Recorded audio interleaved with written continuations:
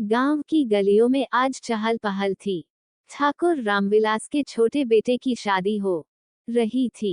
DJ पर घूंघट की ओट में दिलबा का चेहरा बज रहा था और औरतें खुशियां मना रही थीं। तभी डोली आकर रुकी और ठाकुर साहब की नई बहू को घर के आंगन में लाया गया। नई बहू नाम था बिंदिया, रंग था काला, पर मन था उजला। लंबा घूंघट ओढ़े वह चुपचाप खड़ी रही। घर की औरतों ने धीरे से कान में कहा, अभी घूंघट मत हटाना बहू, तू गोरी नहीं है, ठाकुर जी नाराज हो जाएंगे।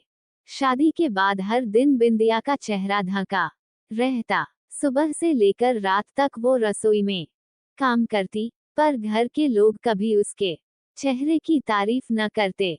कभी सास कहती, तेरा रंग तो ठीक नहीं, लेकिन तू हाथ अच्छा चला लेती है। बिंदिया चुप रहती, सब सहती। उसे मालूम था कि समाज की नजरों में रंग बहुत मायने रखता है, पर वो अंदर से बहुत ही मजबूत लड़की थी। हर दिन वो मंदिर में जाती और भगवान से प्रार्थना करती, हे ठाकुर जी, मुझे अपने रंग पर शर्म नहीं है, पर दुनिया की सोच बदलने की शक्ति जरूर देना। एक दिन गांव में महिला पंचायत हुई। सारी बहुएं आईं, सब सज धज कर, मेकअप कर, फोटो खींचवा रही थीं। बिंदिया भी आई, मगर हमेशा की तरह घूंघट में।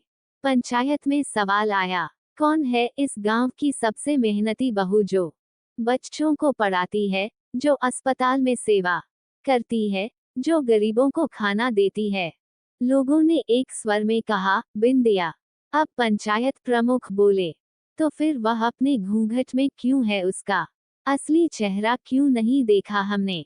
भीड़ शांत हो गई। फिर खुद बिंदिया ने धीरे धीरे अपना घूंघट हटाया। लोग चौंक गए। उसका चेहरा सांवला था, पर उसमें आत्मविश्वास की चमक थी।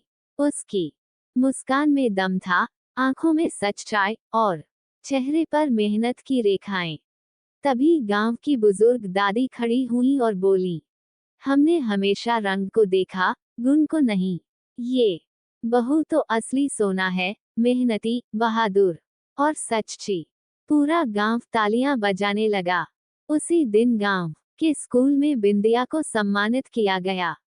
उसकी तस्वीर पंचायत भवन में लगाई गई।